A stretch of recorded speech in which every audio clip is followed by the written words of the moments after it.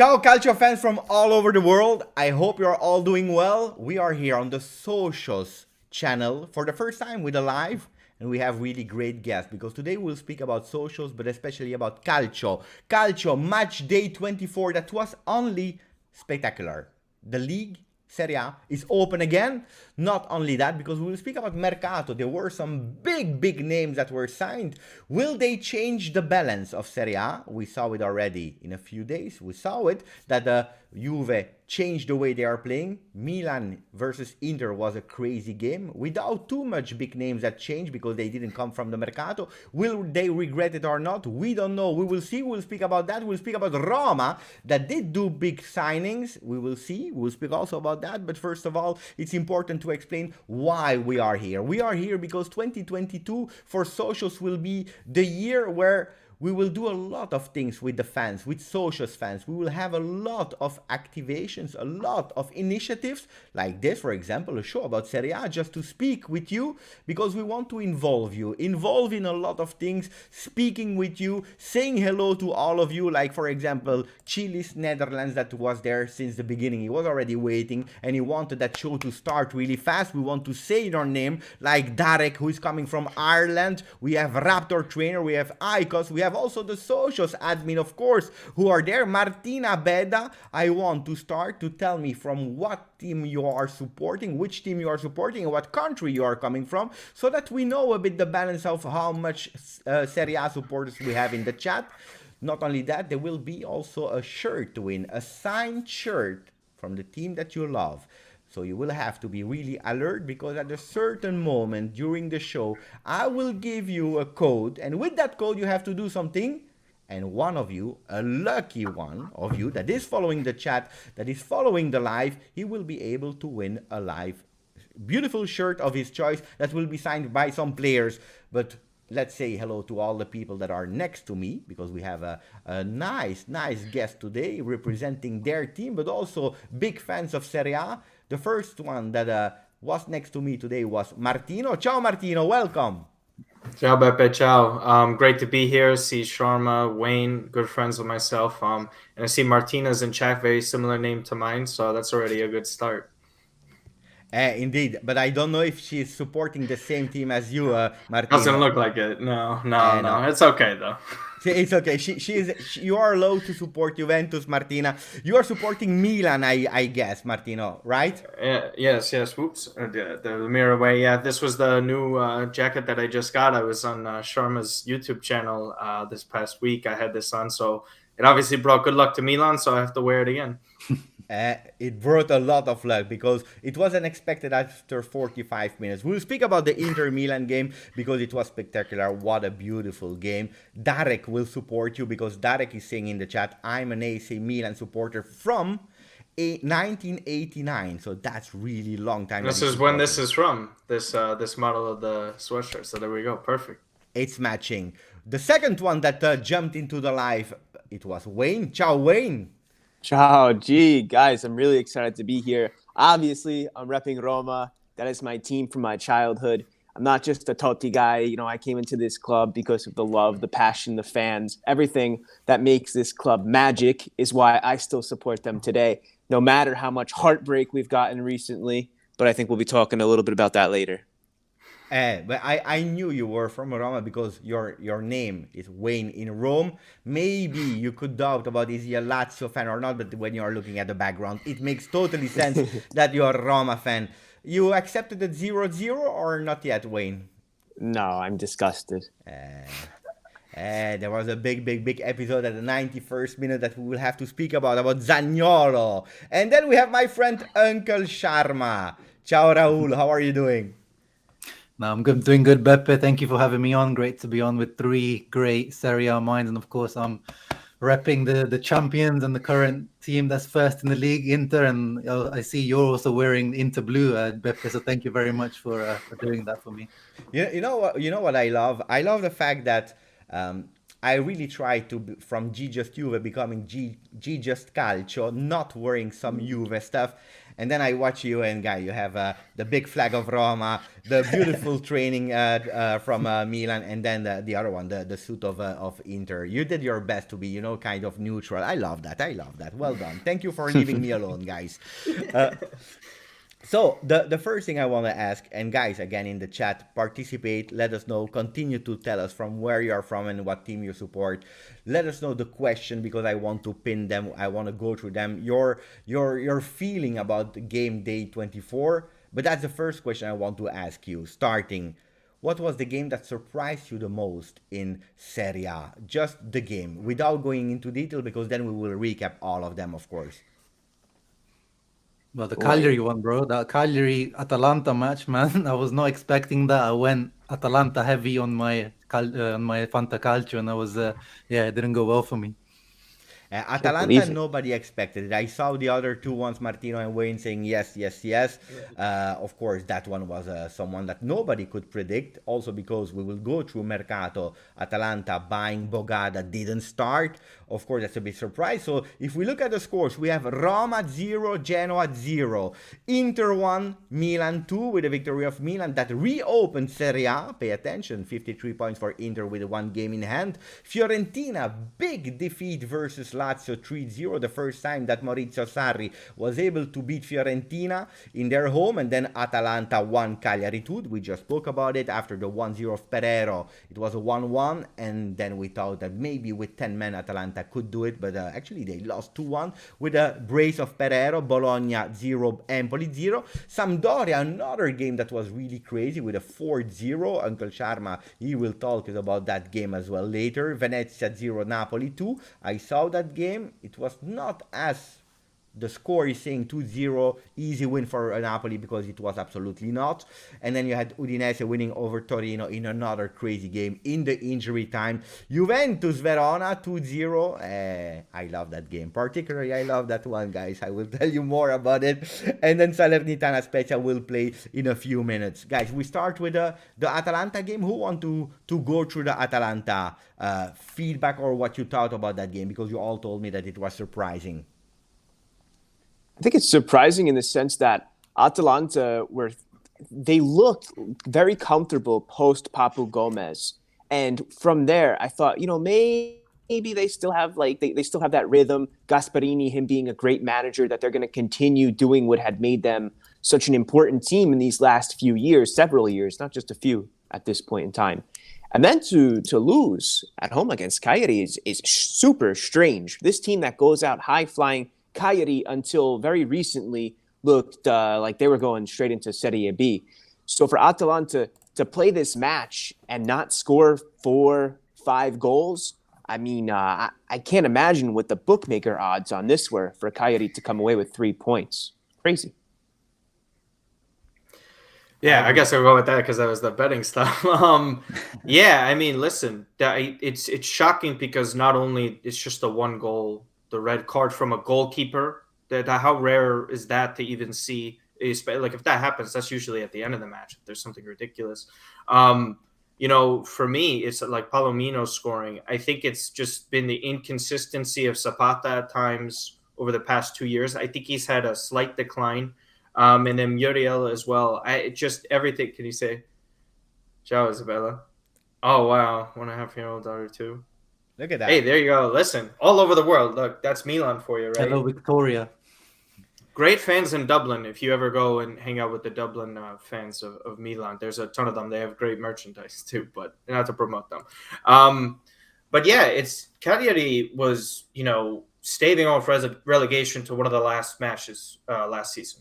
And then they came in and they're still sort of struggling this season too. And it's wins like this that keep them afloat. And I got to say, this is a massive dent for Atalanta. Regardless if there's a game in hand, these are like the 3 points that you can't drop. Milan dropped points against Spezia. I mean, I hate to bring it up, Wayne, but like dropping points to Genoa, it's rough for teams like that want to get into European spots, top 4 spots. I think this could be a massive blow down the road because now they also miss their goalkeeper for the next match. It's not easy, and they have a massive one. And probably Zapata as well, because he went in. He came from an injury. He went in. He played a few minutes. Was not okay. It's an important player for Atalanta. We know that. Look, what was really because we all know that after the break it's always difficult to restart, because we know we are calling it break, but it's not really a break because all the players are with their national teams and you don't really have the time to prepare a game as you would do it in normal time. Now I have to admit that what I saw from Cagliari was a team that understood that, guys, it's time to wake up now, because there are how much 14 15 games to go. If they don't start winning now, it might be too late. And Cagliari is a team that deserves Serie A. They have to pay attention. And I think that the smaller teams, but speaking also about Sampdoria that did a great Mercato, Sampdoria, Salernitana that changed a lot of players as well, we will have to pay attention. The bigger teams have to pay attention, because all these games can be really, really difficult, because now it's playing for death. Otherwise, you will go be relegated. Yeah, and if you notice, the Mazzarri, the coach, is playing a former Inter player, 𝗢𝗫𝗀𝗀. He's playing him as a mezzala, as a centre mid, which is like revolutionary. I mean, I never imagined the guy could be a mezzala, and Mazzarri is changing him from a left wing back to a centre mid, and it's working. And he says, this could be the position for him in the future. So, yeah, one of the surprise tactical moves of this season. We spoke a lot about Cagliari, but what about Atalanta? Because of course they had that red card, but even before the red card, they just conceded. They were not able to score. It's a team that in Serie A they are scoring always a lot. Buying Pogba, you are thinking maybe they can score even more. That's what you are expecting, because they have Muriel, they have now Pogba, they have the changes that Gasperini was waiting. They are not able to score. Do you think that it has something to do with the pressure, knowing that they are risking? If they are not winning, they can be out of that top 4. That is still an objective for them, because if you are looking now at the ranking, you see that they are momentarily 5th behind Juventus with 1 game in hand for sure. Is it stress? I think it could be, because if you look at all the other sites, like I know we're going to mention Juve later, but the additions they made, they looked really good. Milan's getting players back. Inter is still fine. Napoli's going to be getting one of the best defenders in the world back soon. And Osimhen returned, he scored. And Atalanta's losing players, and they just lost a massive match. So, it's one thing to say they have a match in hand, but those matches catch up to you because you have a more condensed schedule at one point. And those minutes add up too. And as great a depth as they have up front, they lost another wingback with Gosens as well to Inter. I think that all catches up to them eventually. They're still good enough. I think this will go towards the end of the season. But I think of all the top 5 teams, I think they could be in a scary situation. We have Angelo Di Stefano who sings sempre Forza Magica Roma. Yeah, Guys, Angelo. don't clip that. I know, because then sometimes some people, they will clip it and then it's like I'm saying Forza Magica Roma. No, okay, I will add that. But Forza Magica Roma, it's strange to say this kind of thing. But Forza Magica Roma, and that's a beautiful transition to the crazy Roma Genoa, because Roma, correct me if I'm wrong, Wayne, was not doing that well in the first half. They were actually, it was a balanced game until you saw that the second half started and Roma really started to dominate the game. They were better, they were offensive, they wanted to go for it, and then crazy happens. Do you want to lead us through the game, Wayne? Yeah, let's take away the last few minutes, take away the goal. I just don't think that they did enough throughout the entire match. If you look at the opportunities on goal, the shots on goal, really important chances, expected goals, it wasn't there. And if you're going to come up against a Genoa that's fighting for their life, but also has a new coach from Red Bull Leipzig from that academy, and he's got this, very tough mindset, and he's got his players believing in him. Well, it's not the Genoa of last month of Shevchenko. It's a very radically different team. So when you approach them, it's its own animal. And I'm not sure that we approached it. I know we didn't approach it the right way in the first half if we look at that. So it's another game where Roma, you get a Jekyll and Hyde personality, something they've suffered with. And, for the past 15 years, that's been a theme. And I think that when a club has big expectations, but not the resources behind it to uphold them, you get a lot of that. You get some really great performances by key players, but when those guys are out and down, the season wears on, it gets a little thin. That's when accidents start to happen. I saw Genoa not just as an accident, But just another one of the many lessons from this season why we have to go out and play 90 minutes and not just expect to play 75 and come away with 3 points. I agree on that one. We'll go through the Mercato of Roma because you see that Jose Mourinho was complaining in the first part of the season about the team. Then psychology or not, was it to motivate the players or was it a message to the board? That's something that you have to tell us, Wayne. But anyway, he was not speaking with a lot of beautiful words about the team. They bought Sergio Oliveira from Porto, and I have really still nightmares about that player because I thinking about the fact that we were eliminated about the goal of Sergio Oliveira. I remember that, and that made like nice from Arsenal. So you see that Roma wants to invest. My first question there, and then we can go to the Zaniolo episode. Was it foul or not? Was it correct? Then also having a behavior problem, red card, but they are a bit behind now in Serie A. And I want the chat as well to answer me. Can Roma make it in top 4? Yes or no? Because I repeat for the people that do not know, Roma, that has 24 games, they have 39 points. Same as Lazio, 39. Atalanta, 43 with 1 game in hand, and then 45 Juventus. So it's still already 6 points behind Juventus. It's a lot. Can they do it or not? Tell me in the chat, and then I let Wayne continue, but also Raul Martino, if you want to add to that game, go for it. Huh? I thought the second half wasn't that poor from Roma. I thought they really had some good chances too. I think 𝗔𝗍𝗄 made a fantastic save on one of 𝗢𝗵𝗵𝗶 shots. So they were having some progress there, and then just to get that goal towards the stoppage time, and I was called the master jinx that day because I'm a fan of Zaniolo, and I think he's gotten a little too harsh criticism this season, and you know. I think it was pent up frustration from the whole season in similar matches like this one, where Roma was playing well at times and the goals didn't come to fruition for them. And then it happens with that, with like he's celebrating, he takes his jersey off and all of that stuff. And then just for the goal to come back, it's got to suck the soul out of you. So, yeah, I mean, listen, I think Wayne had a great point, too. Like, Genoa's fighting for their life. They're not going to lay down like that. And, you know, I think it's progress from Roma on a mental level, hopefully, for them. But I don't think it was as poor as the result would say. Sometimes you get unlucky, and that's the way football goes. You could have and create so many chances all the time. But if the ball doesn't go in the back of the net, the results don't dictate what happened on the pitch.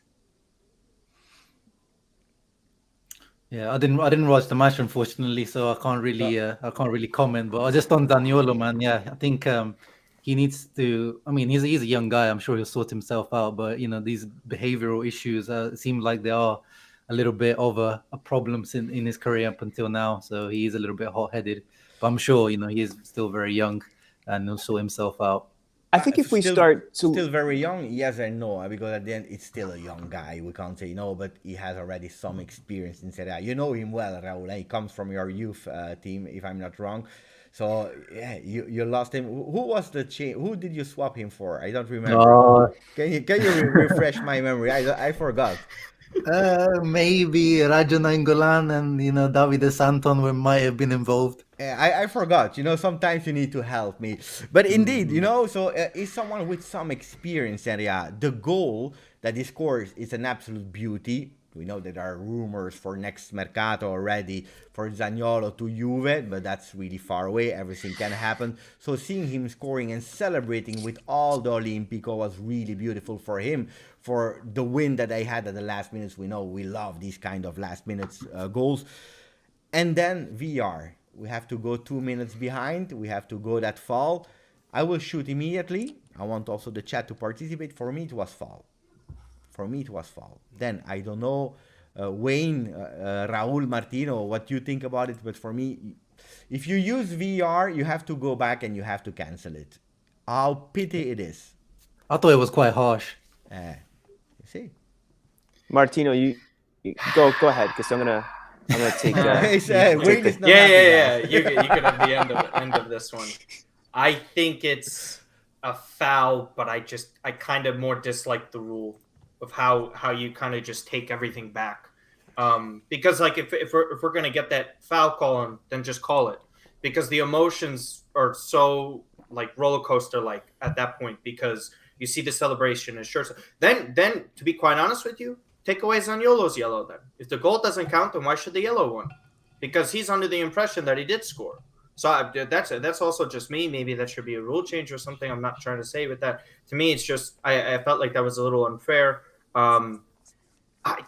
Listen, I'd probably be leaning towards the way of harsh if it was my club. But by the rules, it is a foul. But listen, that's just kind of the way it's been for Roma this year. It's unfortunate. It's unlucky.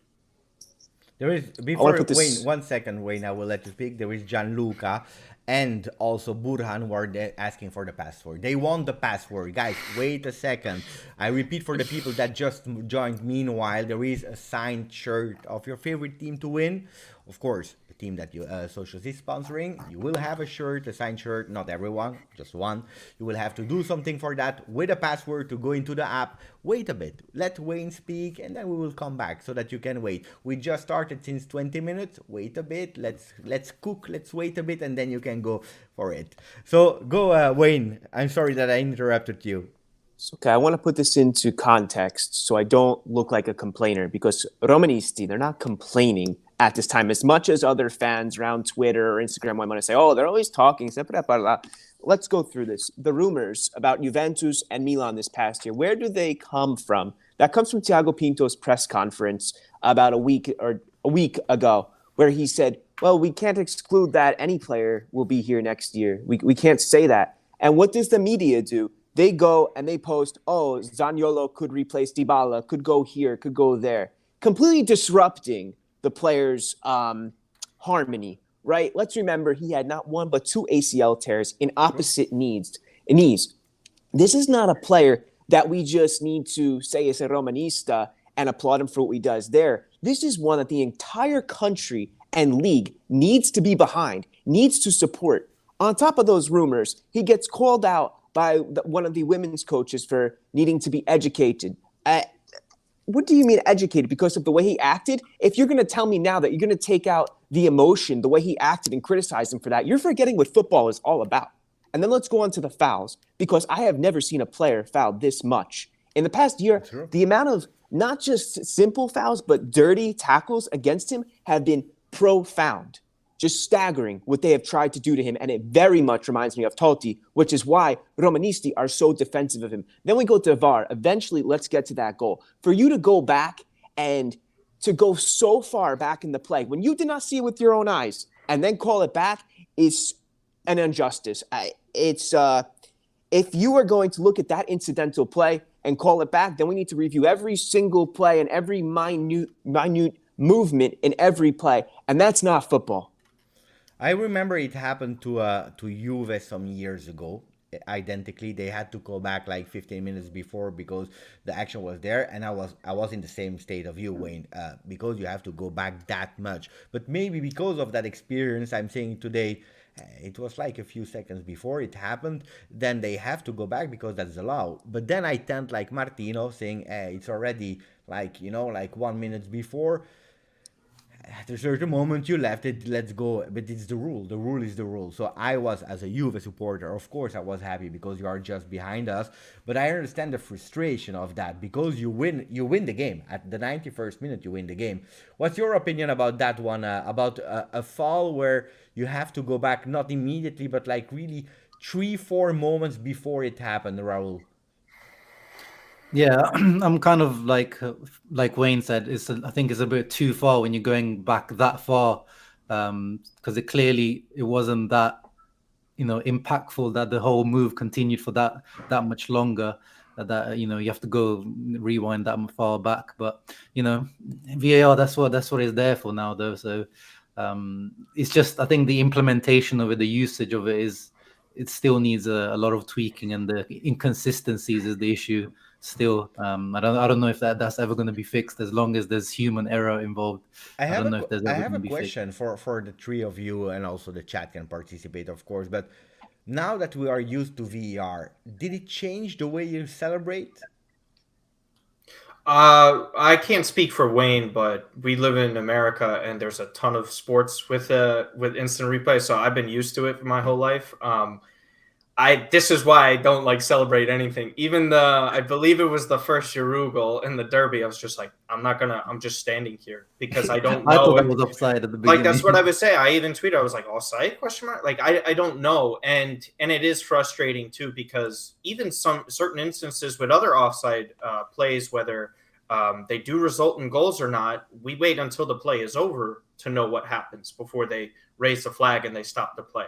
So for me, yeah, I've lost a lot of emotion between the losing for the past 10 years, and also it's just like, it's hard to make assumptions these days, because especially if we're going that far back with the Tammy foul, like it's like I didn't even recall it at that point because so much happened afterwards, where Zaniolo is on the top of the box making a great move, cuts in and scores a fantastic goal, would have been goal of the weekend. And we're kind of sitting there like, wait, what happened? It's like we almost blacked out and forgot.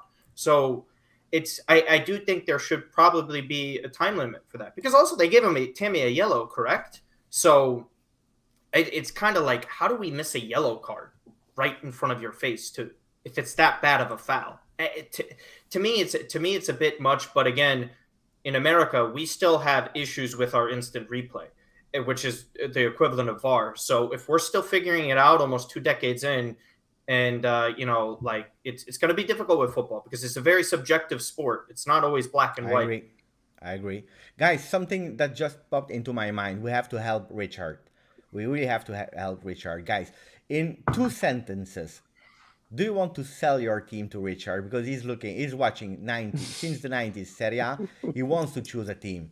Who wants to start? 2 sentences, not more. Don't start with a monologue for 5 minutes. Which team should Richard follow? Wayne, I think you're ready. Why should he support Roma? No, I think he should support Fiorentina. I think that they're going to they could build a mini dynasty in the Europa League, which is what I would like to see them do, in the way that Sevilla does, how they have monopolized the Europa League over all these years, right? If Fiorentina can be a team that year after year gets 5th and 6th and build something very nicely, occasionally they sell a big player, then they can be a really special club. You're not going to find a more beautiful city. It's the one that I'm getting married in this summer, so it's one that I'm tied to. You're not going to find better pasta, and you can say Rome and Milan as well, but it doesn't mean that they're any worse or better. But man, is that a heck of a city that you need to travel to, and the fans are nice, people are cool. It's not as tumultuous as some of the other ultras and fans sometimes. So it's a very nice team to support. And I think with Cabral, you're going to see some very interesting plays and goals. But you have to get used to Juventus stealing your players if you don't become This is something, indeed, I agree with Raul. If you love Fiorentina at a certain moment, don't forget that the good players you have, they will probably end up at the Juve. We know that. You have to wash the hunchback. That's all you have to do. What would you say, Raul, to Richard to support Inter? I don't know. I would really not be able to sell Inter to Richard, but probably you can do it. Hey man, brothers of the world, we're founded on inclusivity and being doesn't matter where you're from. Right now, we're on top. So if you like winning right now, definitely the right time to join. Good football, 𝗔𝗯𝗄𝗋 𝗔𝗯𝗋, a great history, great strikers, iconic players like Ronaldo, R9, iconic stadium for whilst is right there. The city of Milan, one of the best cities in Europe. So yeah, come over and join the Black and Blue Brothers. Hey, you started watching in the 90s, Richard, so support the team of the 90s, which was Milan. So pretty easy there. And the back end of what Sharma was saying, beautiful stadium, beautiful city, just better colors with the red and black. And again, you're catching them on the come up, so you won't be called a bandwagon fan just yet.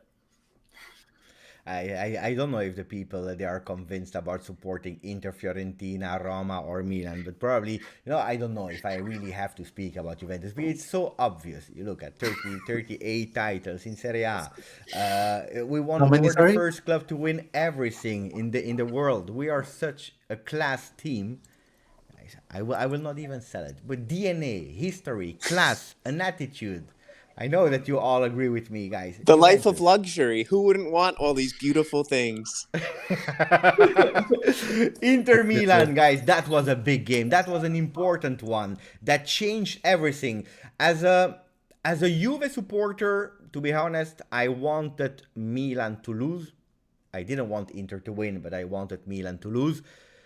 But I have to agree. I have to admit that when I saw the final result, Milan winning, I had a smile. I was happy for the result, and also because at halftime I was checking a bit of the reaction of the Milan fans, and Martino will tell us, but I believe that they were really depressed after the 45th minutes. And then you have that second half with that change of Brahim Diaz that for me was really a key. They change, they go for it, they win, they reopen everything, and they believe in it. Martino, did I sum up it really well or not? Yeah, I think so. There was a lot of doom and gloom, and we were talking about prior to the show that Milan, I don't really recall a victory like that in a massive match against Inter in forever, and that was, I think, the first comeback while being down away to Inter, technically, because it was away since 2004, so we're almost talking 20 years.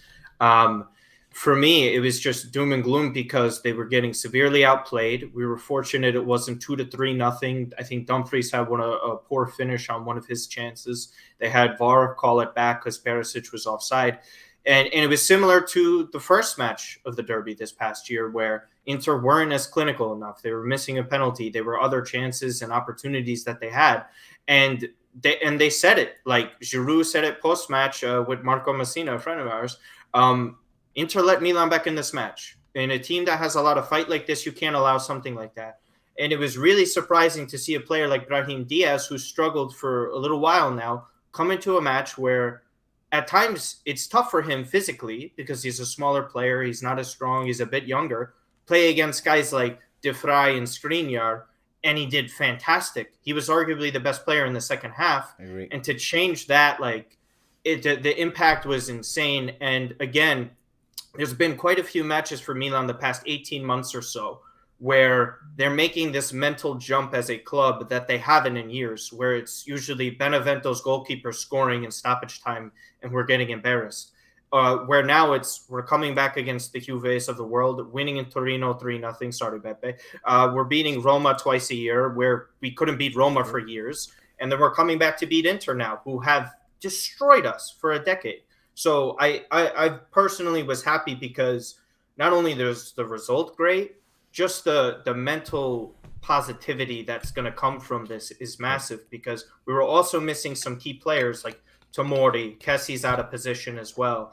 And we didn't really have a striker depth that we would have liked. Like Rebic was missing, Zlatan was missing. It was a really big win for Milan, and it can't be understated. There's a lot of season left, but the win itself is just phenomenal. I agree. I saw, before letting Raul speaking, I saw a really beautiful game. I was happy to watch the game as a neutral fan, not supporting one or the other. I really enjoyed the game. I think it was a really beautiful ad for around the world to promote the league as well because we are doing really well. The league is really a thriller this season for the fourth spot, for the first spot, whatever. And that kind of game was really beautiful with one team dominating because I saw a really strong Inter in the first 45 minutes. I don't know how they lost the game because they were really, really strong. And it's hard to admit, but you see why they are first in Serie A because they are really great. They are playing really great together. And then, according to me, you have a Simone Inzaghi, who is a great coach, but it's not the first time that, according to me, he missed his sub. And the game changed in second half. So, Raul, what was your opinion about Inter Milan? And after Raul and Wayne, of course, because Wayne saw the game with other eyes as well, we will share the password. So, for the signed shirt, stay with us. Yeah, no, I mean, you guys pretty much covered it. You and Martino have said it pretty much spot on. I think the difference really was the keepers at the end. I think Maignan was man of the match for Milan. And then Handanovic kind of showing why Inter fans have been crying about Handanovic for like the best part of 2 seasons now. We're just worried, a lot of the times he still comes through with some nice saves, but a lot of the times in some key moments he has let us down. I think he's just, the decline has been coming for a few years for him. And yeah, the second half, I don't know what really happened. I don't know if Inter gassed out after that. That first, the whole match was very intense. As you said, it was a great match to watch, but it was very intense physically. So I don't know if Inter gassed out Then, yeah, the substitutes, Perisic came off with a little injury. I think he was a big miss. 𝗢𝗬𝗀𝗃 made no impact as a substitute. 𝗔𝗯𝗀𝗀 also came off. Inzaghi seems to be scared of this yellow card thing. He always takes off players that are on a yellow card. Hakan as well. Hakan was on the yellow card. 𝗔𝗯𝗀 was on the yellow card. So I think he needs to get over that fear a little bit of the yellow card, of the person getting sent off. I think, these players can handle it. He used to do that at Lazio as well.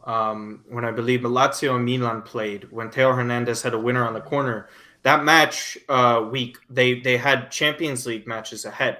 And Inzaghi was like looking ahead, subbing out Milinkovic-Savic, taking out Immobile. It's kind of like, worry about the 3 points now. Like, you're going to have to deal with everything later on. And that's what your depth is for. So sometimes, and this is kind of really maybe the second time you could argue, besides the stoppage when COVID happened, this is his first real title chase. So it's especially as favorites. So it's a little different to kind of judge and go into some of these matches. So I agree with you. I think he overthought a little bit.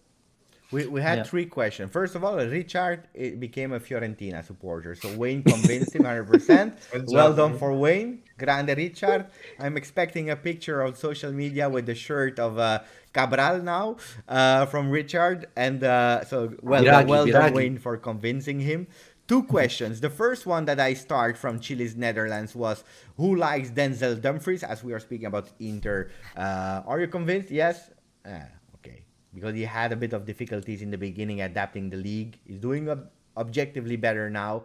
Martino is not yet 100% convinced. If we're talking about like him as a player, he's a good player, but I'm not sure I'm too fond of him after the derby. But no, I thought he was really great for what you would say maybe the first 40 minutes. I thought he was the player who was causing the most trouble, especially on the left side of Milan, which is the biggest strength. Ups and downs. It's not easy to adapt to Serie A. Not easy at all. A lot of players struggle for it. I agree. A lot of them. And some of them don't even succeed to adapt and then they change league. Paula is asking, was it more a Milan's merit or Inter's demerit? I think Inter went for broke. And like Sharma said, in the second half, Inter was just gassed because their pressing from Milan was just so high towards the end of the match that they were able to sustain that pressure, kind of, because they still committed a goal. But in the second half, they were able to turn it on. Pioli got it exactly right. He man-marked 𝗔𝗯𝗀𝗀 with 𝗂𝗂𝗂. That was an excellent move there. And then when Brahim Diaz comes on, he exploits those spaces that, a tired defensive midfielder and center back and outside back are going to leave. So Pioli gets it 100% right. It's a bit of a wiser manager. And you would expect that, I think. Inzaghi is still learning a little bit. Inter did not sign him just for this season, that he was going to be, a Simeone. So long-term, my stock is in Inzaghi. However, Pioli outfoxed him.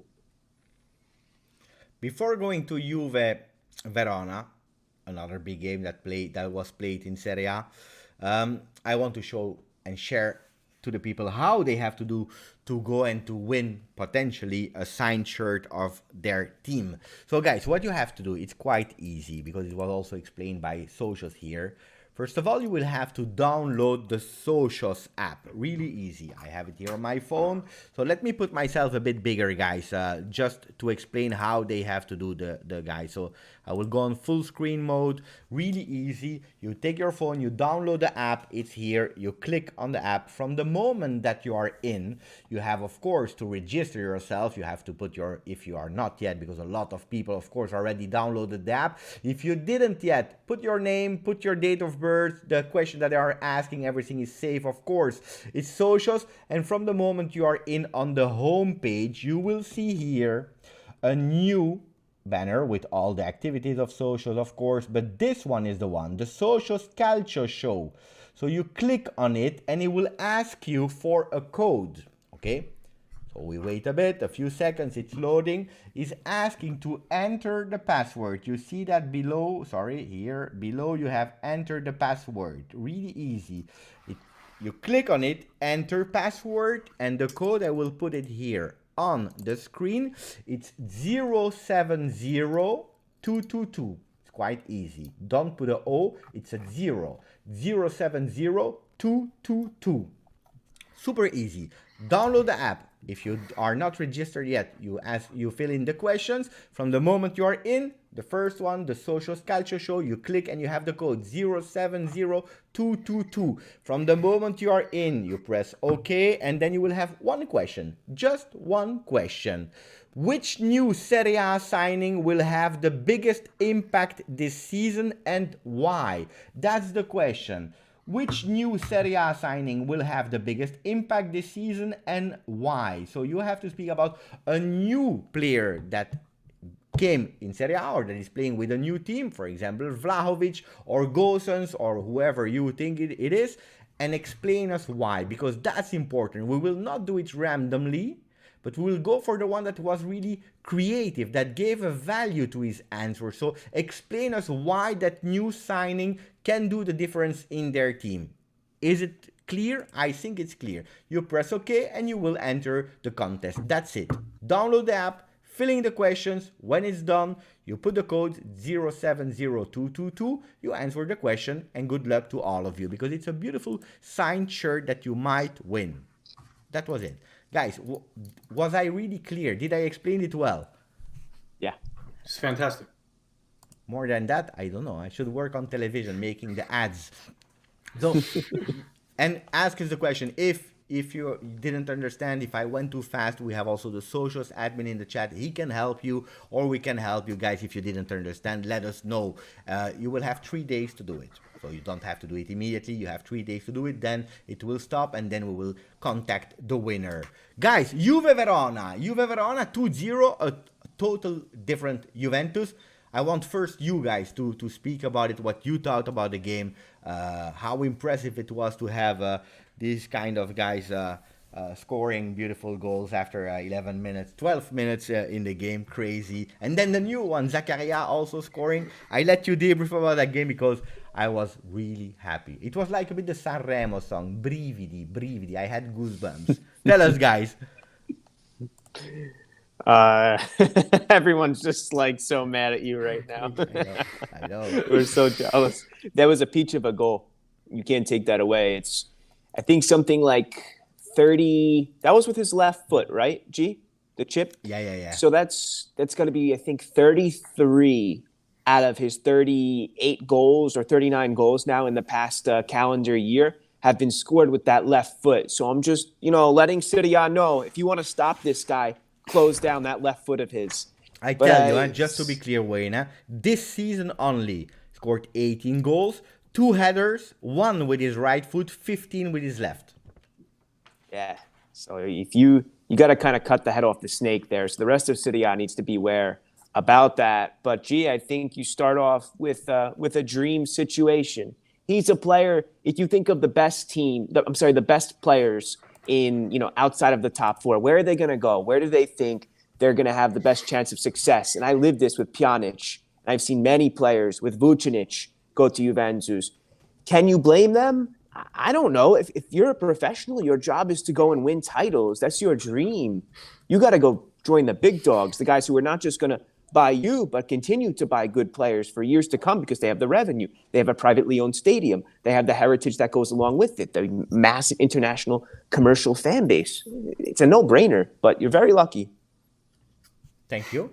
I like that. And yes, we are really lucky because having the best scorer of Serie A together with 𝗔𝗯𝗓𝗏 𝗵𝗶, of course, but a young talent makes absolutely a difference. After Juve Verona, we will go to the Mercato. We can really speak individually. But Raul Martino, that game, how did you see it? Because the block, in Italian you say il baricentro, the block average position was quite low for Juve still. Even if we scored, we were never in danger, but we were still playing low. Was it, as a non-Juve fan, a boring game? Was it exciting to watch like I saw Inter Milan?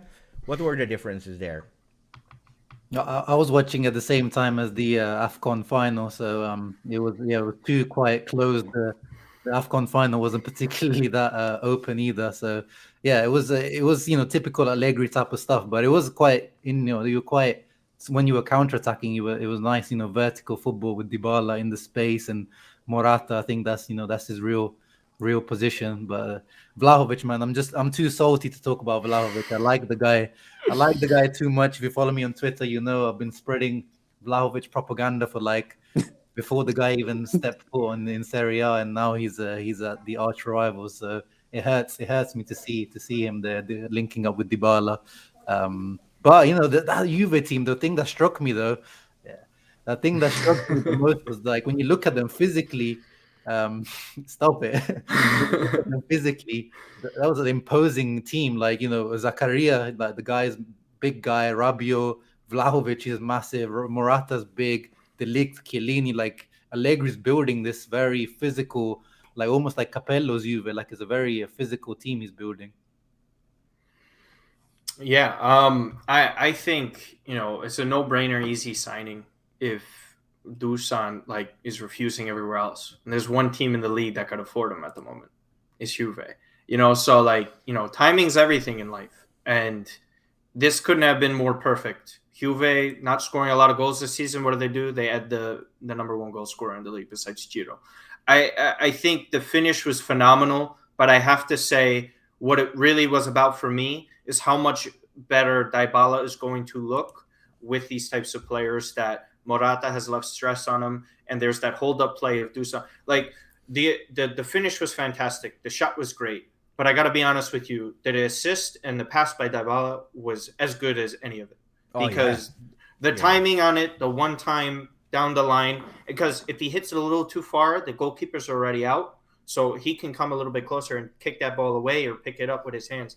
It's just a beautiful, and the chemistry being like that so soon in the first match, under 20 minutes, that speaks volumes about where they're at. And then obviously Zakaria, I think he came off precautionary, but I'm not 100% sure. Yeah, he had a knock on his lower of his back, so it's okay. He can continue to play. And yeah, so missing players like Locatelli as well in this one. You know, Verona can be tricky at times because we saw what Simeone has done this season.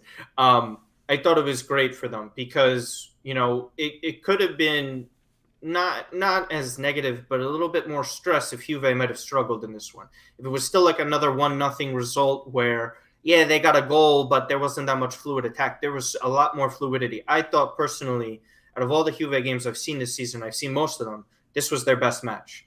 And I think this really is sort of this turning point where I see parallels to when Balotelli joined Milan the first time.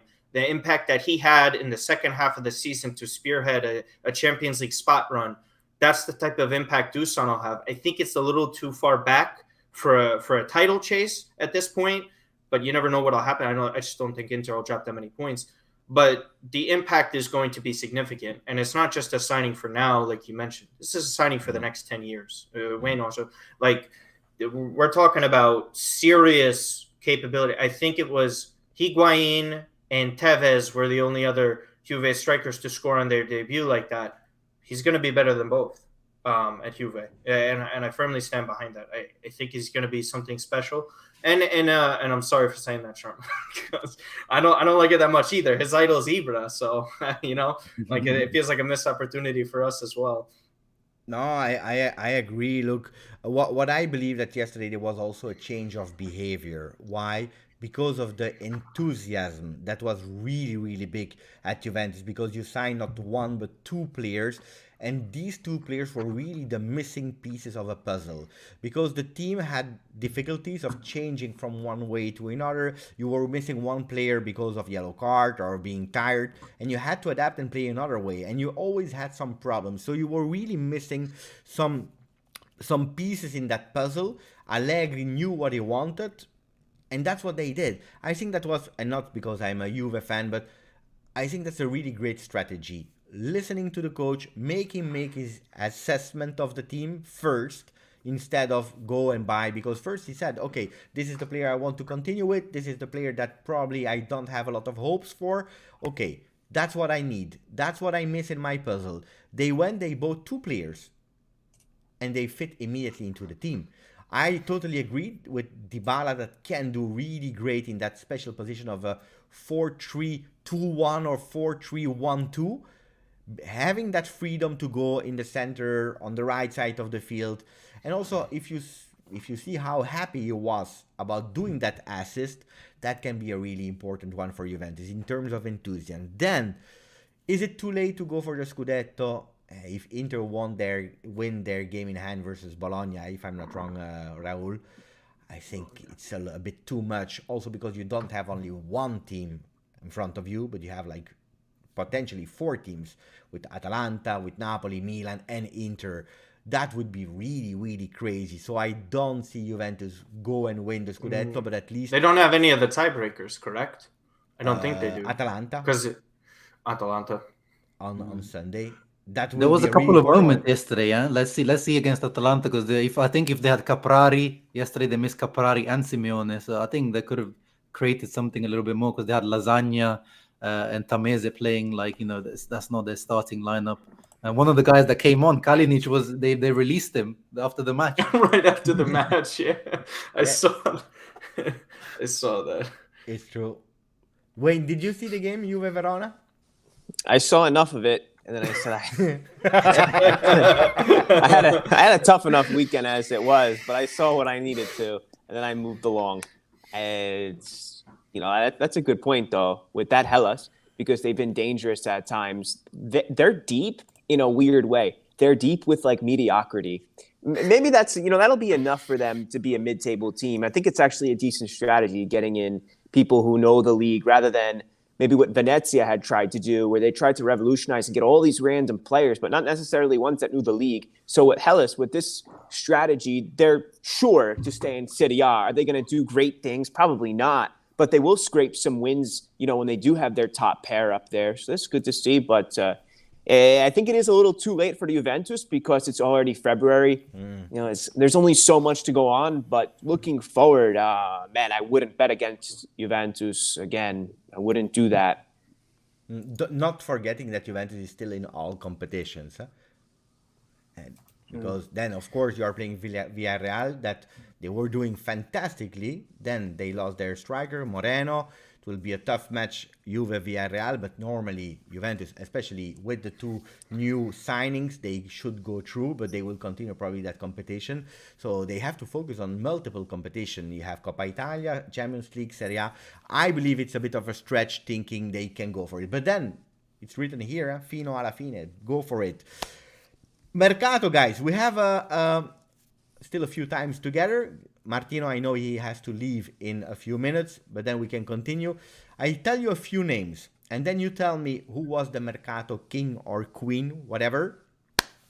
Atalanta to Inter, Gosens. Inter goes with Onana and also Caicedo. Onana for next year, for the summer. Then we have Milan, that didn't do actually particularly a lot of things, but they went for the young Vlahovic, 𝗔𝗯liche. And if we are speaking about Juventus missing Holland, missing the young Vlahovic, missing the young Ronaldo, Milan went immediately to the future Vlahovic with 𝗔𝗯liche. 𝗔𝗯ance for Napoli, Vlahovic Zaccaria for Juventus, Maitland-Niles and Sergio Oliveira for Roma. Cabral, not the Cabral for Fiorentina, but he went to Lazio, and then another Cabral went to Fiorentina together with 𝗢𝗁𝗄 and Piontek, a big mercato for Fiorentina. And then you have Sampdoria, 𝗔𝗎𝗁𝗁, Conti, Rincon from Torino, from Milan, from Inter. They have to fight for not being into the relegation zone, and they did a big mercato. Guys, maybe Martino, because I know that at a certain moment you will have to leave. Who is the Mercato king? And also for you immediately, your question about Milan. I'm not sure if Milan believed to win versus Inter and to reopen the league. Will they regret not doing more in that Mercato? So multiple questions for you. Okay. I think the Kings are Juve. I think it's really hard to argue it. I thought Roma actually did a very underrated job of bringing in Oliveira and Maitland-Niles. That's someone that'll fight for Jose. That's someone that's familiar with him and will kind of fall in line and gives them more midfield depth, because it's not a poor midfield. I think he's really adding to it. And then Oliveira is obviously a very experienced player, so he stepped up already. So I like what they've done. I just want to preface by saying that. But Juve, listen, adding to the midfield, they had the sales themselves too. They brought in fantastic money if they were able to get all of it. And then listen, you had Vlahovic. As far as Milan, we got kicked out of the Europa League not too long ago, so we're not really able to spend too much money. I was talking to Sharma about this. It's like fans want to go and spend all this money, but we saw what happened last time when we spent so much money and we put a risk. All those players are going to be gone if 𝗀𝗀𝗃 leaves at that point, and we're talking about 5 years ago. So we didn't extend one of those players. We were in financial hell, and we have a meeting with UEFA this summer. So we have to see what happens with that. We have to make Champions League again because, even as a Juventino, again with Inter and even Roma, we've all dealt with FFP. And when Juve first started winning those league titles and getting back into the Champions League, they were making some purchases. But Beppe, they didn't spend the big money until it was, the types of players like Higuain. They weren't getting purchases like that. They were a lot smarter purchases, like Pirlo was a free, Pogba was a free. They didn't spend too much for Vidal and those types of players. So it takes some time. You have to make Champions League, similar to Inter with like Hakimi, Lukaku. Milan have to make the Champions League again. It's not about going all in January because it's risky. Paqueta, Piontek as well. 70 million euros is a lot, and they put a dent in where they are. So I think they've been a lot more cautious with this management, and it's been paying off. These are the best Milan teams in 10 years, so you have to follow that track. So, and again, who knows? Vlahovic right now, this season, I was telling Sharma this, he might not look like a great purchase, but if he comes anywhere close to what Vlahovic is doing, that's what you have to do. Milan buys Rafael Leao, they buy Tonali, they buy the guys and develop them into superstars. We can't buy superstars in this league. It's very rare that they could do it. And if it happens, it's because it's Vlahovic type situations. It's not going to be like Haaland from Dortmund to Juve. It's not going to happen anytime soon. If you would have an unlimited budget and you can take one player from Wayne, his team, one from Raul, and one from my team, who would you go for? Because I love the question. There was someone who asked it a bit previously, so I wanted to play that little game. Who would you go for?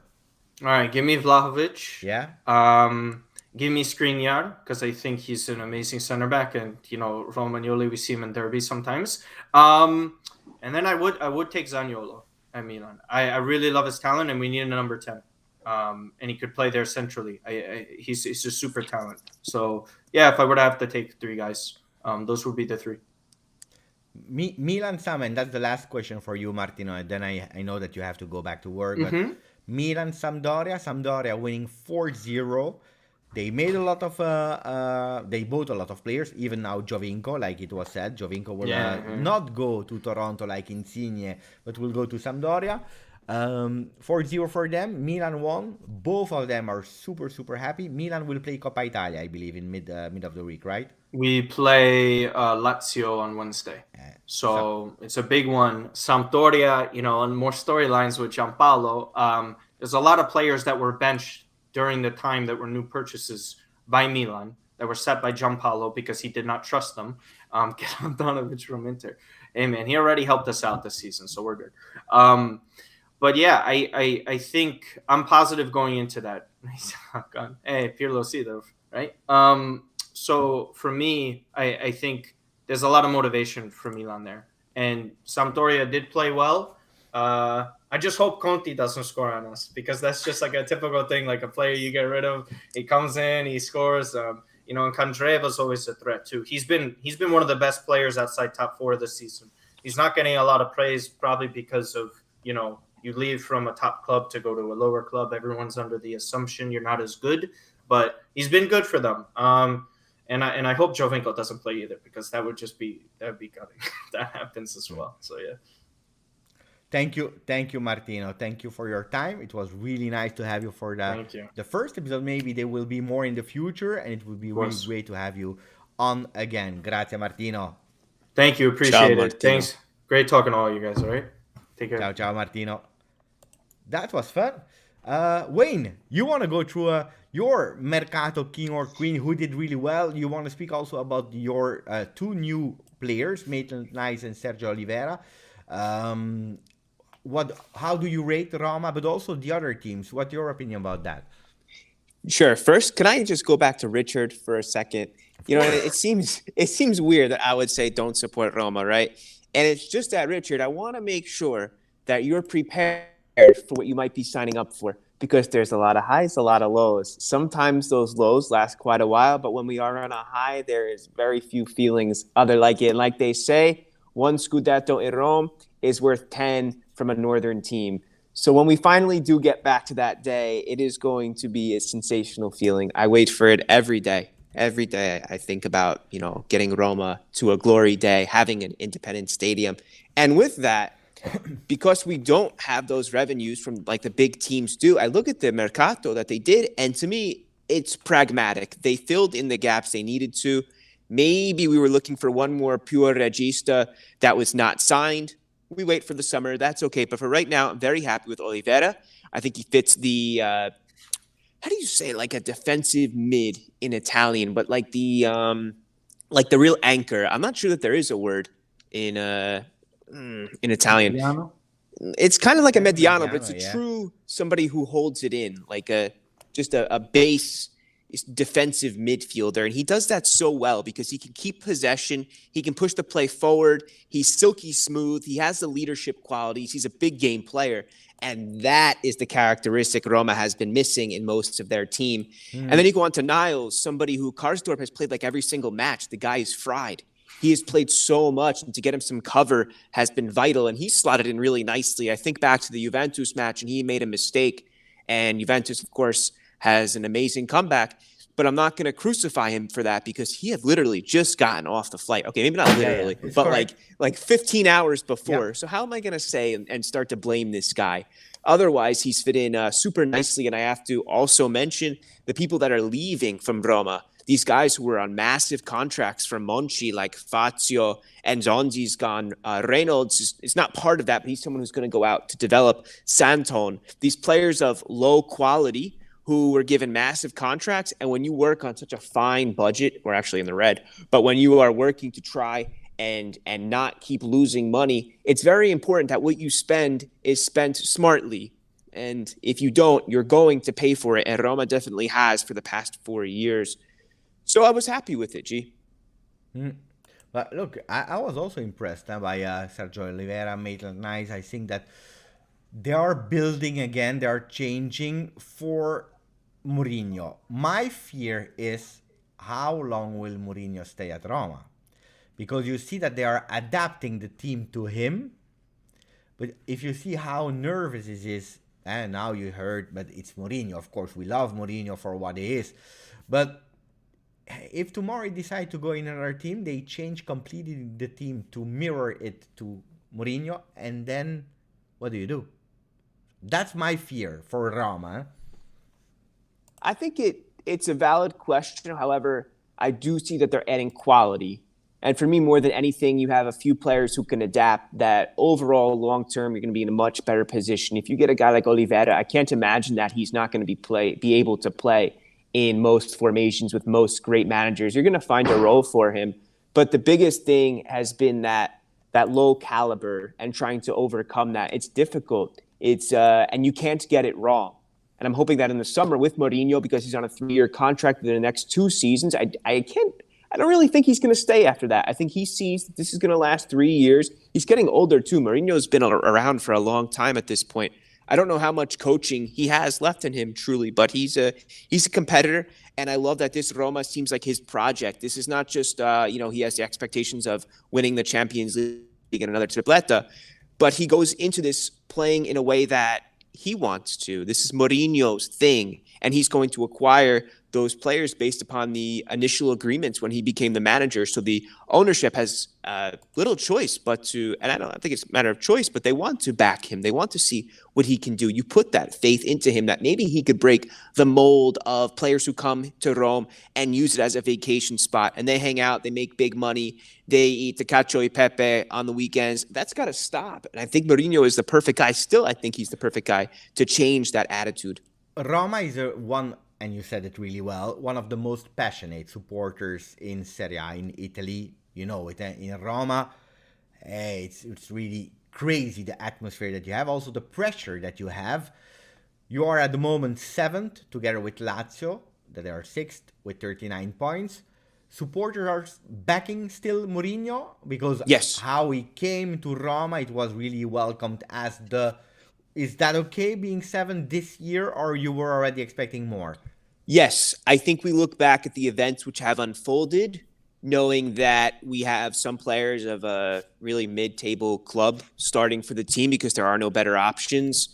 and back to the events which have happened, the red cards which have amounted, that have sometimes seemed unwarranted.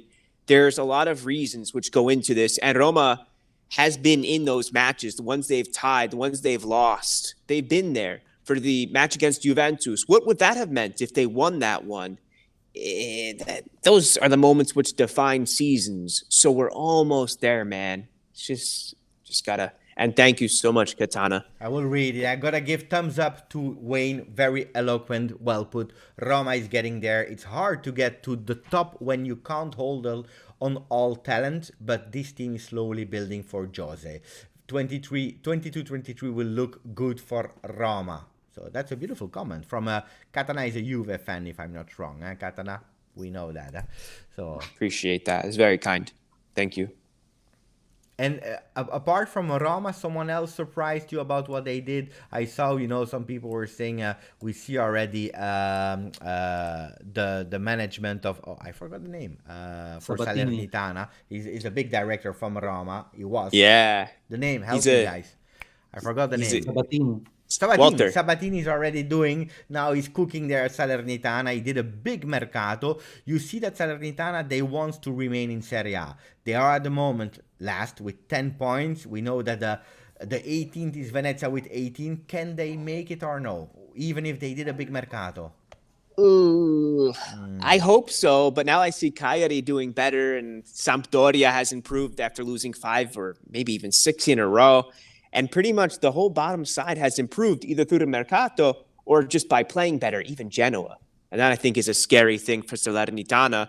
But you look at some of these names, Sepe, Fazio, thank God he's off my books, Radovanovic, Ederson, Verdi, talented winger who's probably going to slot on the inside, Matsaoki, and then Diego Perotti, who's one of the finest architects in the game, who would have had such a better career if not for his injuries.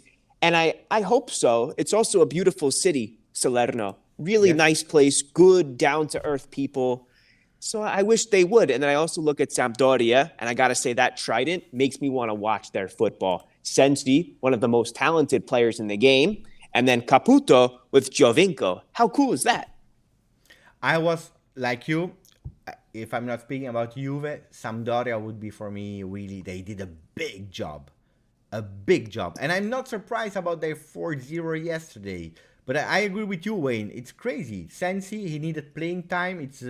I remember Sensi when he arrived at Inter. A lot of people were saying, why not in my team? Because he's a really talented player. He needed some playing minutes.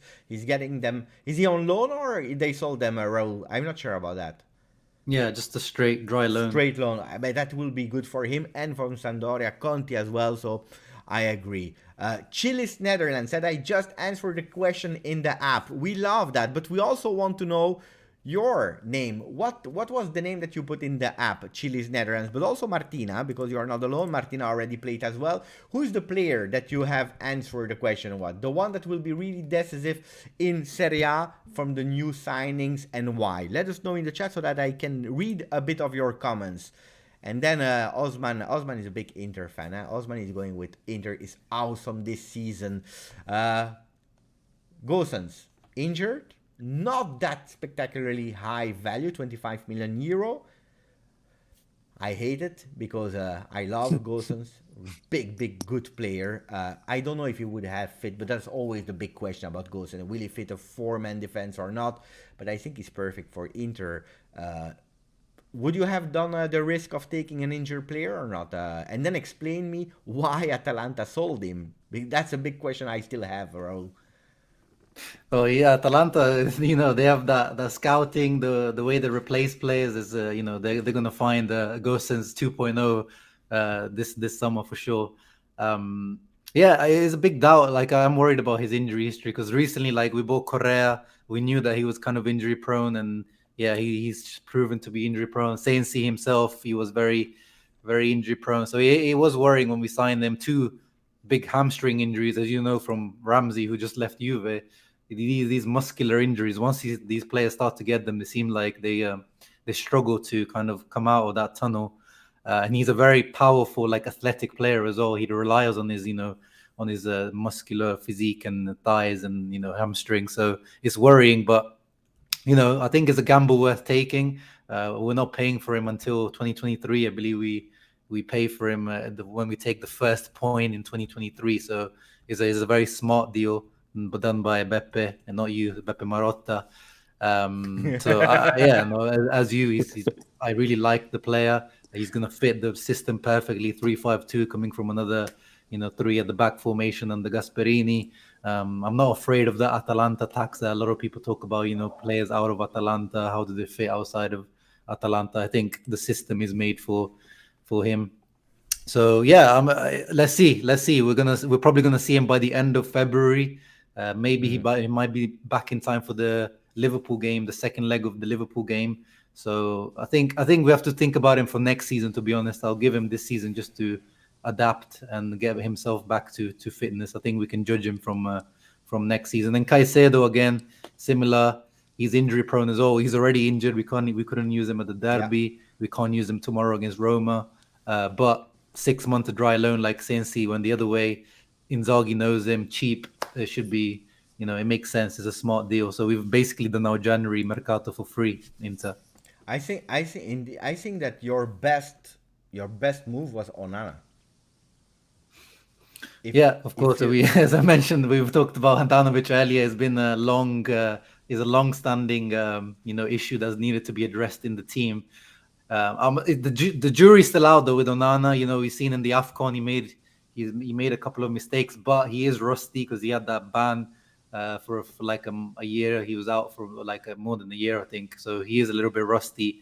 So the jury is out on Onana, but at least we're making steps towards addressing the situation. And he's young for a keeper. I think he's only 25, 26 years old, which is young for a keeper. Free transfer. So, it's not too much of a big gamble. At Ajax, he was really good before the ban. So, yeah, it's a really good signing. And then is there another team that surprised you? Wayne, you wanted to come in? I thought that with Perisic's expiring contract, if you could make a short list of people to replace him, Gosens is number one. He's at the top of that list. So another Marotta little masterpiece. Is there another team you were surprised for, Raul? Another team or player that you are saying he can be game changer? Yeah, I mean, we already talked about it. The obvious one is the Vlahovic. Is the too obvious? But I think even you guys keeping Morata is I think it turns out to be good for you and for Morata. I don't know why managers have always tried to fit him as a target man, playing alone. This guy, he showed when he was younger at Juve as a support striker on the wing, like as a second striker. The guy has got good dribbling, good pace. He works hard. Kind of that Mandzukic type of position. I was just gonna say, yeah, it reminds me so much. Let him cook on the side, and you can't take the pressure of being the main guy. We know at Chelsea under Conte he didn't do it. At Simeone Atletico he didn't do it. For Spain, he's okay sometimes here and there, but he's not that guy to build the team around. So I think that could be a very smart move. I agree. He was about to go to Barcelona. They spoke about it openly. And I think I always said for any player in the world, I prefer to have a happy player in another team than a sad player in your own team. That's my philosophy with Mercato. Better somewhere else, like Kulusevski, Bentancur, whatever. Better somewhere else and happy than sad in your own team, because then it's counterproductive. But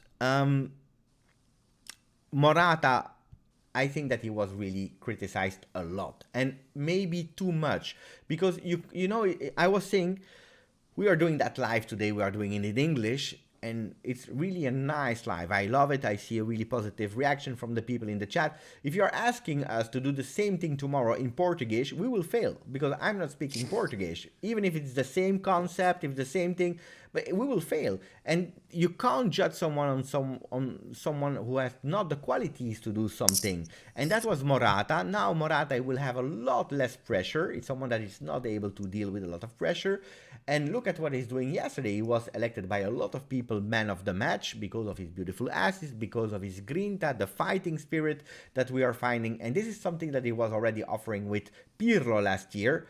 The problem is that this year there was nobody else to score goals before Vlahovic, and he had to take it on his shoulders Moisken is there with the team. He's not also the number 9 finisher. He's also a player that loves to go from the wing, cutting inside. So I think that Juventus was really smart in anticipating the problems that were obvious from everyone.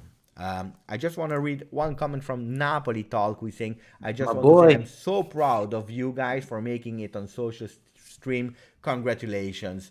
Napoli Talk, we want also to spend a few words on Napoli, because that's an important one. Wayne, you are knocking. You want to say a few words about Napoli that we didn't have the chance to speak a lot of tonight? I think they have some really great players. They could still make a push. They're not out. Fabian Ruiz, excellent guy. Whatever's going on there without Mertens re-signing him and Insigne leaving, if they can just put it together for a few more months, Napoli can achieve something very special, especially with Osimhen coming back. You guys should re-sign Mertens, though, but that's another story. You're getting Koulibaly back. Got a great team, a fantastic manager, one who is extremely hungry to win the title. I know that Spalletti is a winner. He will get the best out of the players that you have. That's for sure. And, that city, man, if you win a Scudetto in Napoli, my gosh, just watch the movie Otras, where they're lighting the fireworks off. That's just what I think of. Look, last question before closing. Guys, if you want to ask questions, go for it now in the chat. Go for it so that we can ask to Uncle Sharma, to Wayne, or to me. Let us know in the chat so that we can read it. But last question for you guys, a bit of prediction. With the Mercato that has been done, where can the teams, what will be the final top 4 maybe? That can be a great question. Top Final 4. You I think want to start? I'm still keeping my my original prediction. I think Inter at the top. I think Juve definitely make it top 4 now. I think Atalanta slip out of top 4. So it's going to be Inter, Milan, Napoli, Juventus. Inter, Milan, Napoli, Juventus. I picked the same thing. I just wrote it down. There you go. You said Inter, Milan, Napoli, Juventus. I think the same. I think the same. Guys, let us know in the chat what are your top 4. Like Chile's Netherlands, Inter, Milan, Napoli, Juventus. Yes, I agree with that, because Milan and Napoli are really, really close to Inter now. So, but Inter with the game in hand, winning it, I think that can be a great one. You remember? And Milan don't Raul, have Europe. They're out of Europe completely. You remember we spoke about it in beginning of the season before Serie A started on my channel, Raul, and we said, I said my prediction, Atalanta out of it, of the top 4. Yeah. And people were calling me crazy. It's not over yet. Pay attention. It's not over. But Allegri's cooking. And if you would answer the question that we ask also in the app for the people, who can be the player that can be the most decisive for the remaining part of the season, and why? Who would that be? The most important to their team? Yeah, but mostly in the new signings. If we look in the new signing that can be decisive, that's what we ask in the chat for the people. Sensi for Sampdoria. Yeah, it can be. I go Yesterday with already Zakaria. scored. I go with Zakaria. Zakaria, the new midfielder for Juve. I believe that this guy, he can do really something. He's the one that is able actually to free up Locatelli as a mezzala, as a box-to-box, but he's also able to take that position. We can really have some stability interchanging the players, thanks to him. And he has the qualities that we were totally missing. So for me, it's more, even Vlahovic is of course top, but more I believe that Zakaria, anticipating him was a really smart move from Juventus. I have to say that he changes the way you can play, but overall importance is you're going to get more points with Vlahovic. Zakaria, yes, he does allow Locatelli to play as a wing midfielder, as a mediana or mezzala, but now with Vlahovic there, he's going to push the center backs of the opposition further back. Juventus is going to be able to play a little bit more the way they want, regardless if Zakaria is there or not. And he's going to make the difference. He's the guy that is going to inspire that team. He's taken them. This is his Juventus, I think, and you cannot replace him. A guy like 𝗢𝗂𝗓, he's still young. We haven't seen too much of him yet. Comes over from Germany. Those guys are not once in a generation players. I don't think the way that Vlahovic is. No, of course. Yeah, I understand. Predictions? Atalanta Juve? Oof. That's a big 1-1. 1-2. Oh, I like Juventus is away? away. Yeah. It's 1-2. I like that comment. Wait, I continue with the big games because there are a few.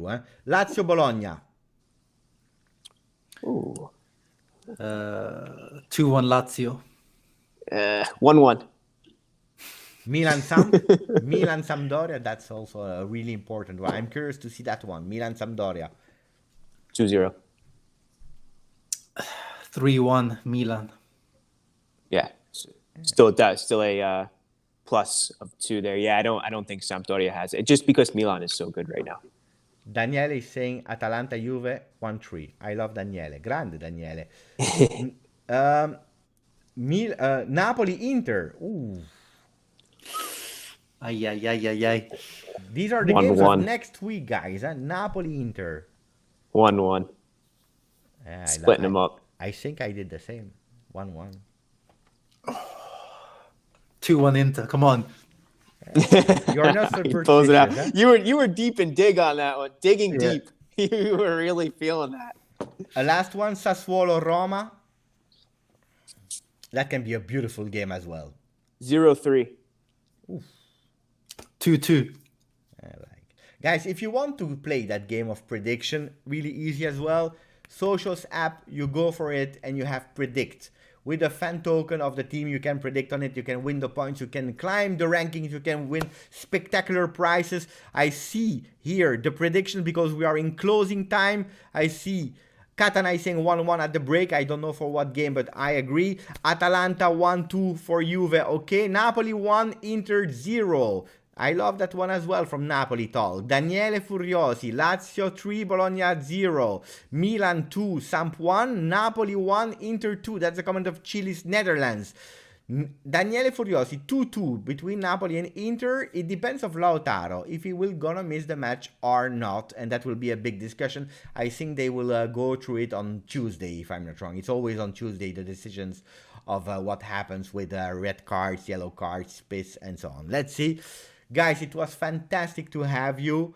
If you want the code last time, you go on the Socios app. If you don't know how to do, watch the live again. We explain it really well. You download it, you put your name, your credential if you are not already on Socios app. Then you click on the Socios Calcio show and you have actually a code to enter 070222. You will have one question, an easy question to answer. Be creative, be constructive, and try to win that signed shirt of your club. Guys, thank you. Grazie 𝗀𝗃𝗃, grazie Matteo, Martina, Shervin, Daniele, Paula, Chilis Netherlands, Napoli Talk. You were all fantastic, but especially Martino that left a bit before, Wayne and Raul. You want to say something before closing, guys? This is awesome. I'm so glad that people will join in. Really makes the show. You know, I couldn't ask to be doing this with better people. It's very cool. And I just hope that we're able to represent the fans, man. I like it. I let Raul speak and then I will do the closing word. Thank you for being with us, Wayne. And you were really appreciating the chat as well. That's really a nice sign. Thank you. No, yeah, I really enjoyed it. The chat was very active. Everyone was bringing in some nice questions, some nice banter. And yeah, all three of you very knowledgeable. Good Serie A chat, man. I enjoyed it. Thank you to everyone. The thing that I really wanted to add to finish it is, you see, it's really easy. You can like or dislike each other's team, whatever. But the most important thing is that we can have nice, constructive talks between fans of Serie A, fans of football, fans of calcio, in a really nice way, and that's really important. Like Martina said, we love Socios. Thank you for that opportunity. Hopefully we can have more of these shows. Grazie. No, I was about to finish with a Forza Juve, but let's say Forza Calcio. Ciao, guys. Ciao, guys. Forza Italia. Ciao.